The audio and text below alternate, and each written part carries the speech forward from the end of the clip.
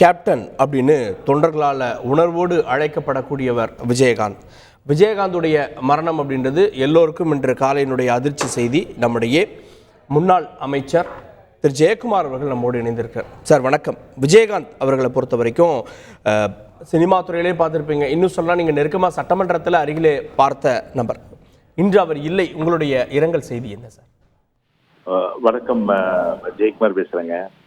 என்னுடைய பாசத்திற்கும் அன்பிற்கும் உரிய, நான் மிகவும் மதிக்கப்படுகின்ற எனது அன்புக்குரிய சகோதரர் திரு விஜயகாந்த் அவர்கள் மறைவு என்பது ஒரு அதிர்ச்சியும் வேதனையும் ஒரு கவலையும் கொள்ளத்தக்க ஒரு செய்தியாகத்தான் நிச்சயமாக நான் பார்க்கின்றேன். நல்ல ஒரு மனதிடத்தோடு கருத்துக்களை தைரியமாக சொல்லக்கூடிய ஒரு மனிதர். அது மட்டும் இல்லாமல் அதை தாண்டி அவருக்கு ஒரு கோபம் இருந்தாலும் கூட அந்த கோபம் இருந்த இடத்துல தான் குணம் இருக்கும் என்று சொல்வார்கள். அந்த வகையில் நான் பல ஆண்டு காலமாக அவரோடு அந்த பழகியத்திலே நான் பார்த்தேன். அதாவது ஒரு நல்ல ஒரு பண்பாளர் மட்டுமல்ல, ஒரு நல்ல ஒரு அதாவது ஒரு இலக்கிய மனம் ஒரு பக்கம் மறுபக்கம் என்பது பல பேருக்கு தெரிந்த விஷயம் இருந்தாலும் எனக்கு அது முழுமையா தெரியுது. எப்படின்னு சொன்னா, பேரவைத் தலைவராக இருக்கும்போது இதே புரட்சி தலைவி அம்மா அவர்கள் அதாவது பொதுவாக ஒரு பதிலுரை அதாவது சட்டப்பேரவையில அளிக்கும் போது ஒரு குறிப்பிட்ட நேரத்தில் தொடங்கணும் ஒரு அந்த ஒரு நேரத்தை குறித்து வைத்திருப்பார். எனவே அந்த நேரத்தில் நான் அம்மாவை அழைக்க வேண்டும்.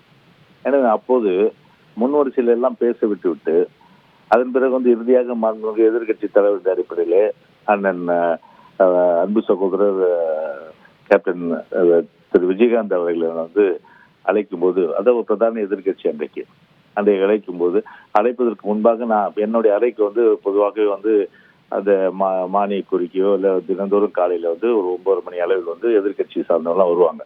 அப்படி வரும்போது பல முறை என்னோட ஒரு ஜாலியா ஜோவியலா ஒரு பாசத்தோட பேசுனதெல்லாம் நிச்சயம் என்னால மறக்க முடியாது.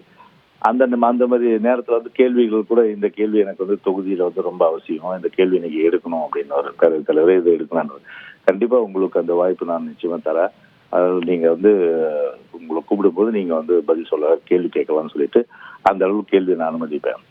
இன்னொரு விஷயம் தான், யாருக்கு தெரியாத விஷயம், என்னுடைய கஷ்டம் பொதுவா அந்த நேரத்துல அம்மாவை கரெக்டா இப்போ ஒரு பதிலர் ஒரு 12 மணிக்கு தொடங்குறாங்கன்னா அந்த 12 மணிக்கு கரெக்டா நான் அம்மாவை அழைக்கணும். அப்படி இருக்கும்போது அப்ப எதிர்கட்சி தலைவர் கோஆபரேட் பண்ணணும். அவர் நீண்டமா அந்த உரையை போட்டு அதை நான் குறுக்கிட்டு கட் பண்றதும் அது மரபில்லை. ஏன்னா எதிர்கட்சி தலைவருக்கு உரிய அந்த வாய்ப்புகள் தரணும். அதனால என்னுடைய அறைக்கு வரும்போது நான் ரெக்வஸ்ட் பண்ண, இது மாதிரி அம்மா 12 மணிக்கு இந்த மாதிரி உரையை ஸ்டார்ட் பண்ணுவாங்க, அதுல உங்களுக்கு எவ்வளவு நேரம் வேணும்னு எனக்கு ஒரு 1 மணி நேரம் கொடுங்கன்னு. அதாவது அந்த 1 மணி நேரம் நான் உங்களுக்கு பேசுறதுக்கு வாய்ப்பு தரேன். ஆனா அதே நேரத்துல கரெக்டா ஒரு 12 மணிக்கு முடிச்சுன்னா அது எனக்கு செய்யற கொஞ்சம் உதவியா இருக்கு அப்படின்னா, சரி நான் கண்டிப்பா முடிச்சிடறேன் தம்பி அப்படின்னு. அது இன்னைக்கே நான் வரக்கூடாது. கரெக்டா பாத்தீங்கன்னா ஒரு 11:59 நான் அப்படி பார்க்கும்போது 12 மணிக்கெல்லாம் முடிச்சிடுவேன். ஒரு உதாரணம் சொல்றேன். அந்த மாதிரி பல கட்டங்கள்ல அதுக்கப்புறம் துரதிருஷ்டவசமான ஒரு கண்டிஷன் கூட சொல்லலாம்.